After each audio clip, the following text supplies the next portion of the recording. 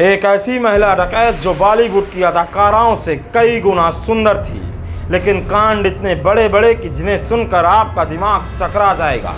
एक ऐसी महिला डकैत जिसे मजबूरी में डाकू बनना पड़ा। एक ऐसी महिला डकैत जो आज भी जिंदा है। जी हाँ, मैं बात कर रहा हूँ दस सुंदरी रेणु यादव की। आज हम आपको इस वीडियो के माध्यम से बताएंगे कि कैसे एक छोटी सी बच्ची का डाकुओं ने अपहरण किया और फिर उसे डाकू बना डाला। साथ ही ये भी बताएंगे कि कैसे रेणु ने दूसरे डाकू की गलत नियत के कारण हत्या कर दी थी। नमस्ते, मेरा नाम अंकित त्रिपाठी है। अगर आपने अभी तक हमारे YouTube चैनल को सब्सक्राइब नहीं किया है तो प्लीज़ कर लीजिए। अभी तक आपने मलखान सिंह, पान सिंह तोमर, शिव कुमार पटेल उर्फ ददुआ, सीमा परिहार, फूलन देवी, साधना पटेल जैसी खूंखार डाकुओं की कहानी सुनी होगी, लेकिन आज हम आपको 10 सुंदरी रेणु यादव की कहानी बताने जा रहे हैं। बात 19 नवंबर 2003 की है। उत्तर प्रदेश के औरैया जिले में एक जमालीपुर गांव है, जहां 14 साल की एक लड़की अपनी सहेलियों के साथ रोज की तरह स्कूल जा रही थी, इस बात से अनजान होकर कि आज उसके साथ कुछ बड़ी वारदात होने वाली है। सुबह के वही 9 बज रहे थे, तभी आगे की तरफ से 4 लोग अपना चेहरा ढके हुए उस लड़की की तरफ आते हैं और उन लड़कियों से पूछते हैं कि रेणु यादव किसका नाम है। तभी दूसरी लड़की ने रेणु यादव की तरफ इशारे करते हुए कहा कि ये रेणु यादव है। इतना सुनते ही उन लोगों ने रेणु को उठा लिया और जंगल की तरफ चले गए।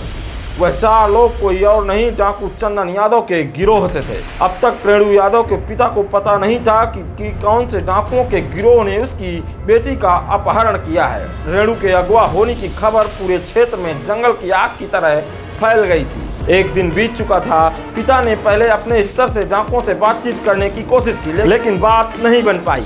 फिर वह थक कर पुलिस के पास गया। फिर पुलिस ने भी लड़की को तलाशने की खूब कोशिश की, लेकिन वह नाकाम रही। इधर लड़की की तलाश जारी थी और उधर बच्ची के पिता विद्याराम यादव को पता चला कि उनकी 5 संतानों में सबसे बड़ी बेटी रेणु का अपहरण दुर्दांत डाकू चंदन यादव ने किया है।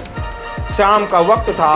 विद्याराम यादव अपने टूटे हुए दरवाजे के पास चारपाई में बैठा था। तभी दूर से 2 लोग आते हुए दिखाई देते हैं। विद्याराम ने जैसे ही उन लोगों को देखा तो वह उनके पास चला गया। उन लोगों ने विद्याराम से कुछ बात नहीं की, मात्र एक चिट्ठी हाथों में थमा दी और वहां से निकल गए। ये 2 लोग भी डाकू चंदन यादव के गिरोह से थे। पिता ने जैसे ही पत्र खोलकर पढ़ा, वह पत्र में लिखी बातें देखकर हक्का बक्का उसका उड़ गया। दरअसल चंदन यादव ने विद्याराम से रेणु को छुड़ाने की एवज में 10 लाख रुपए की फिरौती मांगी थी। पिता के पास कोई सरकारी नौकरी नहीं थी, ना ही उसके पास कोई बहुत ज़्यादा ज़मीन थी। विद्याराम के पास महज 5-6 बीघा ज़मीन थी, जिस पर वह खेती करता था और सारे खेत बेचकर भी वह रंगदारी की रकम नहीं चुका सकता था। लिहाजा वह अपनी बच्ची को वापस लाने के लिए पुलिस के दर पर ठोकरें खाते रहा, लेकिन कुख्यात डाकू के आगे उस वक्त पुलिस भी लाचार नजर आई। धीरे धीरे अब महीनों का समय बीत चुका था। इधर जब चंदन यादव को रेणु के पिता से फिरौती की रकम नहीं मिली तो उसने उस 14 साल की नाबालिग लड़की को प्रताड़ित करना शुरू कर दिया। गांव के लोग बताते हैं कि कई दिनों तक रेणु के हाथ पैर बांध कर रखा गया। उसे सिर्फ इतना ही खाना दिया गया जिससे उसकी सांसें चलती रहें। और फिर अंत में डाकुओं ने उस बच्ची के साथ वो किया जिसका अंदाजा किसी को भी नहीं था। दरअसल अब डाकुओं को यह हो गया कि इस लड़की के पिता उसे छुड़ाने नहीं आएंगे।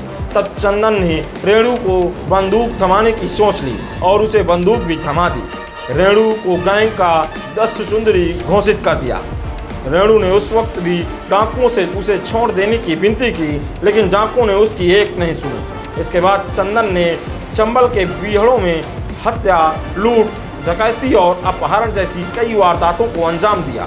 उत्तर प्रदेश, राजस्थान और मध्य प्रदेश के जंगलों में रेणु हाथों में बंदूक लिए डाकुओं के साथ भागती रही। उसने कई बार डकैती, हत्या, रंगदारी जैसी वारदातों की खुद कमान संभाली और उसे अंजाम भी दिया। अब धीरे धीरे रेणु यादव के अपराधों का ग्राफ बढ़ने लगा था। रेणु के गैंग में सक्रिय होने के बाद चंदन यादव का गैंग अब मजबूत हो चुका था। कई लोग तो ये भी बताते हैं कि रेणु और चंदन के बीच प्यार हो गया था और दोनों ने कई बार शारीरिक संबंध भी बनाए थे। 4 जनवरी 2005 को चंदन यादव और दूसरे गैंग रामवीर गुर्जर के बीच गैंगवार हुआ। कई घंटों तक दोनों गैंगों की तरफ से गोलीबारी हुई और उसमें चंदन यादव मारा गया। इसके बाद रामवीर ने उस वक्त रेणु को बंधक बना लिया और कई दिनों तक उसे बंधक बनाए रखा। रामवीर की नज़र रेणु यादव के प्रति अच्छी नहीं थी, वह उसको बदनीयत से देखता था। एक दिन रामवीर ने अपनी हवस बुझाने के लिए रेणु यादव के पास पहुंचा। उसने उसे गलत तरीके से छुआ। रेणु तुरंत सतर्क हो गई। उसके मना करने के बावजूद रामवीर लगातार उसके पास बढ़ता जा रहा था। फिर खुद को बचाने के खातिर उस वक्त रेणु ने SLR की सभी गोलियां रामवीर के सीने में उतार दी और वहां से फरार हो गई। रामवीर की हत्या के बाद कई महीनों तक घने बीहड़ों में रेणु यादव घूमती रही। फिर एक दिन रेणु किसी तरह अपने घर पहुंच गई और यहां पुलिस ने उसे गिरफ्तार कर लिया। रेणु पर लगभग 17 मामले दर्ज थे। इस मामले में रेणु और उसके परिवार वालों ने लंबी कानूनी प्रक्रिया का सामना किया।